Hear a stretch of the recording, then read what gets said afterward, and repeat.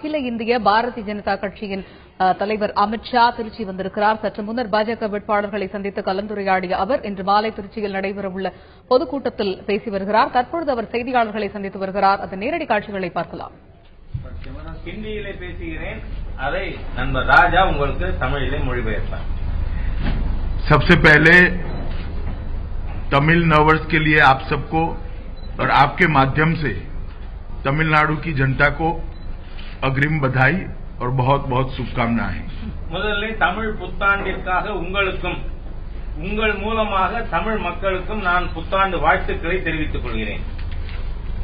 2016 मई में तमिलनाडु में एक चुनाव होने जा रहा है और हम एनडीए के सभी पार्टियां और सभी नेता ऐसा मानते हैं कि ये चुनाव तमिलनाडु के लिए निर्णायक चुनाव है.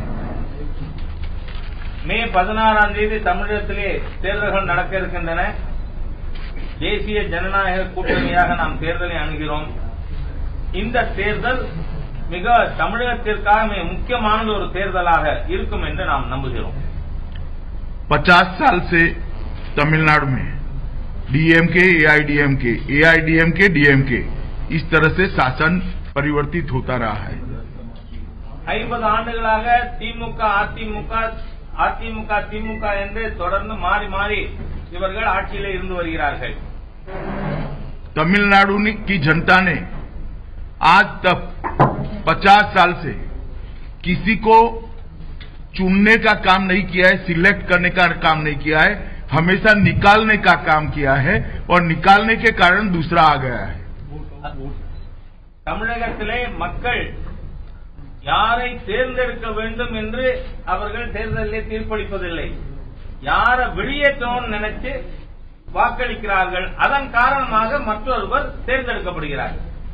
मैं आज इस प्रेस कॉन्फ्रेंस के माध्यम से तमिलनाडु की जनता को अपील करने आया हूं कि 50 साल के बाद आप चुनने का काम करिए, निकालने की राजनीति से मुक्त होकर तमिलनाडु की जनता चुनने का काम करे और भारतीय जनता पार्टी के नेतृत्व में जो एनडीए का गठबंधन है उसको चुनने का काम करे. நான் இந்த பத்திரிகையாளர்கள் சந்திப்பின் மூலமாக தமிழக மக்களுக்கு ஒரு வேண்டுகோள் வைப்பதற்காக வந்திருக்கிறேன். நீங்கள் இந்த முறை யாரை நாம் ஆட்சிக்கு கொண்டு வர வேண்டும் என்று தேர்ந்தெடுப்பதற்கான பணியினை மேற்கொள்ள வேண்டும். யார் ஆட்சிக்கு வரக்கூடாதுன்னு நீக்கிறதுக்கானது அல்ல. அதாவது தேசிய ஜனநாயக கூட்டணியை ஆட்சிக்கு கொண்டு வருவதற்கு தேர்ந்தெடுப்பதற்கான வாக்களிப்பு இருக்க வேண்டும் என்று கேட்டுக்கொள்கிறேன். डीएमके और एआईडीएमके दोनों पार्टियां और उनके गठबंधन में जो कांग्रेस पार्टी है, तीनों पार्टियां भ्रष्टाचार में लिप्त रही है. திமுக அதிமுகவோடு திமுகவோடு கூட்டணி வைத்திருக்கின்ற காங்கிரஸ் ஆகிய 3 கட்சிகளும் ஊழலில் மூழ்கி போயிருக்கின்ற கட்சிகள். उनके प्रमुख नेताओं पर भ्रष्टाचार के केस हैं और सिर्फ आरोप नहीं, कोर्ट ने जिसका संज्ञान लिया है इस तरह के केस हुए हैं. அதன் தலைவர்கள் மீது நீதிமன்றத்திலே வழக்குகள் நடந்து கொண்டிருக்கிறது. இது வெறும் அரசியல் ரீதியான குற்றச்சாட்டு அல்ல. நீதிமன்றங்களே அதை கணக்கில் எடுத்துக்கொண்டு வழக்குகள் நடந்து கொண்டிருக்கின்ற வழக்குகள் இந்த 3 கட்சியின் தலைவர்கள் மீதும் இருக்கிறது. चाहे वो आय से ज्यादा संपत्ति का केस हो, 2G का केस हो, एयरसेल मैक्सेल का केस हो या श्री चिदम्बरम जी के बेटे की ईडी का केस हो. அதாவது அது வருமானத்திற்கு அதிகமான சொத்து சேர்த்த வழக்காக இருக்கலாம், அல்லது 2G வழக்காக இருக்கலாம், மேக்சிஸ் ஏர்செல் வழக்காக இருக்கலாம், அல்லது சிதம்பரம் அவர்களின் மகனுக்கு எதிராக நடக்கின்ற அமலாக்க பிரிவினுடைய வழக்காக இருக்கலாம். இவைகள் நீதிமன்றத்தில் இப்பொழுது நடந்து கொண்டிருக்கின்ற வழக்கு. ये सारे केस जब जब ये दोनों पार्टियों को सत्ता मिली उन्होंने किए हुए भ्रष्टाचार का प्रमाण है. இந்த வழக்குகள் இவர்கள் எப்பொழுதெல்லாம் இவர்களுக்கு ஆட்சிக்கான வாய்ப்பு கிடைக்கிறதோ அப்பொழுது இவர்கள் செய்த ஊழலினுடைய பரிணாமமாகும். तमिलनाडु में इसी के कारण विकास की जो संभावनाएं थी वो रुकी हुई है. जो विकास दिखता है उसका परिणाम, उसका कारण शासन नहीं है, तमिलनाडु के मेहनती युवा, मेहनती किसान हैं। बहुत सारी संभावनाएं इससे ज्यादा है जो डीएमके और एआईडीएमके नहीं कर दे सकती। विकास की राजनीति सिर्फ एनडीए दे सकती है। இதன் காரணமாக தமிழ்நாட்டினுடைய இந்த ஊழலின் காரணமாக முன்னேற்றமானது பாதிக்கப்பட்டிருக்கிறது. ஏதாவது முன்னேற்றங்கள் நடந்திருக்குமானால் இந்த ஆட்சியாளர்களால் நடந்ததல்ல, இந்த நாட்டின் ஏழை விவசாயிகளுடைய சாதனையாக அந்த சாதனைகள் நடந்த முன்னேற்றம் ஏற்பட்டிருக்கிறது.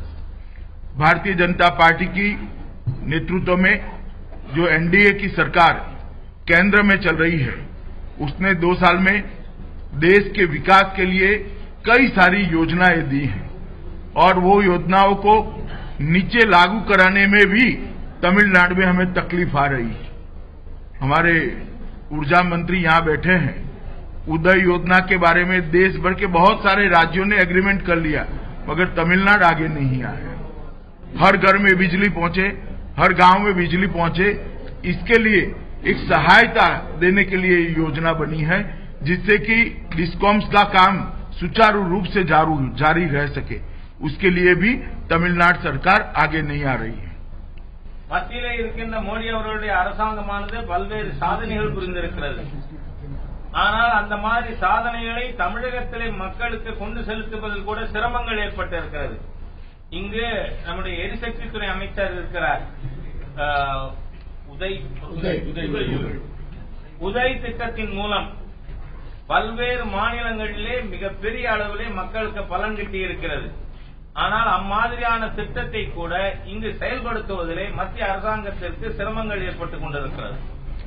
एम्स का स्थान भी सरकार की जीत के कारण तय नहीं हो पा रहा है। அதே போல All India Institute of Medical Sciences மருத்துவமனை கொண்டு வருவதில் கூட இந்த அரசாங்கத்தினுடைய முடிவு எடுக்க முடியாத ஒரு சூழ்நிலையின் காரணமாக அது இன்னமும் தள்ளி போய் கொண்டிருக்கிறது. ऐसी बहुत सारी योजनाएं राज्य सरकार के नॉन कोऑपरेशन के कारण लंबित पड़ी है। இந்த மாதிரியான பல திட்டங்கள் மாநில அரசாங்கத்தினுடைய ஒத்துழைப்பு இன்மையின் காரணமாக செயல்படாமல் இருந்து கொண்டிருக்கிறது. नरेंद्र मोदी सरकार ने तमिलनाडु के मछुआरे जो लंका में पकड़े गए थे, तमिल भाई बहन जो लंका में पकड़े गए थे और जिनको फांसी देने का हुक्म किया गया था, उनको न केवल निर्दोष छुड़ाया, वापिस तमिलनाडु लाने के लिए भी दखल कर सफल प्रयास किया है। தமிழக மீனவர்கள் இலங்கையிலே 5 பேருக்கு தூக்கு தண்டனை வழங்கப்பட்டது. அவர்களை அங்க விடுவிக்கிறதுங்கிறது மாத்திரமல்ல, வழக்கிலிருந்து முழுமையாக விடுவித்து அவர்களை தமிழகத்திற்கு கொண்டு வருகின்ற பணியையும் நரேந்திர मोदी सरकार செய்திருக்கிறது.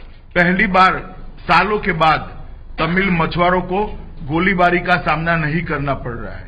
பல ஆண்டுகளுக்கு பிறகு முதல் முறையாக தமிழக மீனவர்கள் மீது துப்பாக்கிச் சூடும் தாக்குதலும் நடப்பது என்பது முழுமையாக நிறுத்தப்பட்டிருக்கிறது. पहली बार किसी प्रधानमंत्री ने झापना झाकर तमिल कैंप के अंदर, तमिल शरणार्थियों के कैंप के अंदर जाकर इनके साथ बातचीत कर उनको हिम्मत दिलाने का काम किया है। அதே போல முதலாக ஜாஃப்னாவில் அங்கு தமிழ் மக்கள் இருக்கின்ற முகாம்களிலே சென்று அவர்களுடைய குறைகளை கேட்கக்கூடிய ஒரு பணி இதுவரை ஒரு பாரத பிரதமர் போய் செஞ்சதுங்கிறது இப்பதான் முதல் முறையா நடந்திருக்கு. जब कुदरती आपदा आई तमिलनाडु पर, तब किस पार्टी की सरकार है, किसकी राज्य सरकार है, इसकी किंचित मात्र चिंता करे बगैर 2000 करोड़ की सहायता केंद्रीय सरकार ने तुरंत तमिलनाडु को की है। அதே போல தமிழகத்திலே மிகப்பெரிய வெள்ள பாதிப்பு வந்த பொழுது எந்தவித யோசனையும் இல்லாமல் உடனடியாக வந்து கிட்டத்தட்ட 2000 கோடி ரூபாய் நிதி உதவி மத்திய அரசாங்கமானது அளித்திருக்கிறது. बहुत सारी केंद्र सरकार की योजनाएं, जैसे अब प्रधानमंत्री कृषि बीमा योजना आएगी, उसके पहले मुद्रा बैंक योजना आई, उसके पहले गरीब लोगों के लिए बीमा देने की योजना आई। ये सारी योजनाओं में राज्य सरकार की उदासीनता के कारण जितना फायदा तमिलनाडु की जनता को होना चाहिए वो नहीं हुआ है। அதே போல முத்ரா வங்கி கடன் திட்டம், இப்பொழுது அறிவிக்கப்பட்டிருக்கின்ற பிரதம மந்திரி பயிர் காப்பீடு திட்டம், இதோடு கூட ஏழை எளிய மக்களுக்கு ஆன காப்பீடு திட்டங்கள், இந்த திட்டங்கள் எல்லாம் மாநில அரசாங்கத்தின் ஒத்துழைப்பு இன்மையின் காரணமாக முழுமையாக மக்களை சென்றடைய முடியாத சூழ்நிலையானது ஏற்பட்டிருக்கிறது.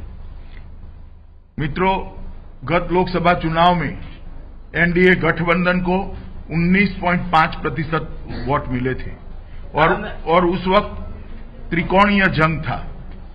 इस बार तमिलनाडु का विधानसभा का चुनाव पंचकोणीय जंग में होने जा रहा है। சென்ற பாராளுமன்ற தேர்தலின் பொழுது தேசிய ஜனநாயக கூட்டணிக்கு 19.5% வாக்குகள் கிடைத்தன. அந்த சமயத்தில் மும்முனை போட்டி தான் இருந்தது. ஆனால் நடக்கவிருக்கின்ற சட்டமன்ற தேர்தலில் 5 முனை போட்டியானது உருவாகி இருக்கிறது. और ये पंचकोणीय जंग में हम तमिलनाडु की जनता को अपील करते हैं कि आपने एनडीए को लोकसभा चुनाव में लगभग 20% वोट दिए। अगर इस बार आप अच्छे से समर्थन करते हैं तो पंचकोणीय जंग में भारतीय जनता पार्टी के नेतृत्व में एनडीए एक भ्रष्टाचार मुक्त और विकास की दिशा वाला शासन देने के लिए समर्थ है। நான் தமிழக மக்களிடம் வைக்கின்ற வேண்டுகோள் என்னவென்று சொன்னால், பாராளுமன்ற தேர்தலில் மும்முனை போட்டி இருக்கையில் 20% வாக்குகள் கிட்டத்தட்ட தந்திருக்கீங்க. ஆனால் இந்த 5 முனை போட்டி இருக்கின்ற ஒரு சூழ்நிலையிலே நீங்கள் மேலும் அதிகமாக என்டிஏக்கு ஆதரவு தருவீர்கள் என்று சொன்னால் தமிழகத்தில் ஊழல் இல்லாத முன்னேற்றத்திற்கான ஒரு ஆட்சி வருவதற்கான வாய்ப்பு இருக்கிறது. दोनों दलों की शासन में सैंड माफिया और लिकर माफिया के माध्यम से काफी शोषण तमिलनाडु की जनता का हुआ है. இந்த இரண்டு கட்சிகளுடைய ஆட்சி காலத்தில் மணல் கொள்ளையர்கள் அதே போல சாராய கொள்ளையர்கள் மூலமாக தமிழக மக்களுக்கு மிகப்பெரிய தீமையானது ஏற்பட்டிருக்கிறது. 2 साल से एनडीए की सरकार केंद्र में चल रही है. एक भी भ्रष्टाचार का आरोप भारतीय जनता पार्टी की सरकार पर अब तक कोई नहीं लगा सका. 2 ஆண்டுகளாக மத்தியில் தேசிய ஜனநாயக கூட்டணி ஆட்சி நடக்கிறது. பாரதிய ஜனதா கட்சிக்கு எதிராக மத்திய அரசுக்கு எதிராக ஒரு சின்ன ஊழல் குற்றச்சாட்டு கூட யாராலும் சொல்ல முடியாது. और नरेंद्र मोदी जी की सरकार गांव, गरीब, किसान, बेरोजगार को रोजगारी देने के लिए और मजदूर के लिए समर्पित सरकार है. बहुत सारी योजनाएं गांव, गरीब, किसान और मजदूर के लिए लेकर ये भारतीय जनता पार्टी की सरकार आई है. मुझे भरोसा है कि तमिलनाडु की जनता इस बार इस पंचकोणीय जंग के अंदर भारतीय जनता पार्टी के नेतृत्व वाले एनडीए गठबंधन को प्राथमिकता देकर एक मौका शासन करने का जरूर देगी. பாரதிய ஜனதா கட்சியினுடைய மத்திய அரசு கிராமப்புற மேம்பாட்டிற்காக, ஏழை மக்களின் நலனுக்காக, விவசாயிகளின் முன்னேற்றத்திற்காக, தொழிலாளர்கள் மேம்பாட்டிற்காக பல திட்டங்களை செயல்படுத்திக் கொண்டிருக்கிறது. ஆகவே தமிழக மக்கள் அதை கருத்தில் கொண்டு இங்கு இந்த 5 முனை போட்டியிலே நமக்கு நல்ல பெரியதொரு ஆதரவை தருவார்களே ஆனால் நிச்சயமாக உறுதியாக முன்னேற்றத்திற்கான ஆட்சி இங்கு தமிழகத்திலே வரும். और मैं आपके माध्यम से तमिलनाडु की जनता को अपील करना चाहता हूं कि आने वाले चुनाव में ये भ्रष्टतम सरकार जो देश में चल रही है, सबसे ज्यादा भ्रष्टाचार करने वाली सरकार चल रही है, उसको बदलिए और एनडीए को एक मौका दीजिए. பத்திரிகையாளர்களாய் உங்கள் மூலமாக நான் தமிழக மக்களுக்கு வைக்கின்ற வேண்டுகோள் என்னவென்று சொன்னால், இங்கு தேசத்திலேயே மிக அதிகமான ஊழல் மிகுந்த ஆட்சி இருக்கிறது. அந்த ஆட்சிக்கு விடை கொடுத்து தூய்மையான ஆட்சிக்காக நீங்கள் ஆதரவு தர வேண்டும் என கேட்டுக்கொள்கிறேன். धन्यवाद. You mentioned the Lok Sabha election when you got 19.5%, but now your alliance is much weakened. The DMDK is not with you. How do you expect the percentage to improve? देखिए, लोकसभा चुनाव में हमें जो वोट मिले वो मोदी जी के नेतृत्व के कारण और भारतीय जनता पार्टी की कैडर के कारण मिले. उस वक्त जो सीटें हमारे साथी लड़े थे वहां इस बार हमारे नए साथी भी लड़ेंगे और भारतीय जनता पार्टी भी लड़ेगी. तो ऐसा नहीं है कि एक आध साथी चले जाने से इतने बड़े गठबंधन जिसकी देश में 14 सरकारें हैं, लगभग 409 सांसद है और 1300 विधायक है, वो गठबंधन को कोई बड़ी क्षति होगी, ऐसा नहीं हो सकता. அதாவது இந்த பாராளுமன்ற தேர்தலில் மக்கள் வாக்களித்தது மோடி அவர்கள் தலைமைக்காக, பாரதிய ஜனதா கட்சியின் தொண்டர்களுடைய பணிக்காக. ஏதோ ஒரு கட்சி போய்விட்டது என்கின்ற காரணத்தால் கூட்டணி பலவீனமாகிவிடும் என்பதல்ல. அவர்கள் போட்டியிட்ட இடங்களிலே பிஜேபி போட்டியிடும் புதிய கூட்டணி கட்சிகள் வந்திருக்கின்றன, அவர்கள் போட்டியிடுவார்கள்.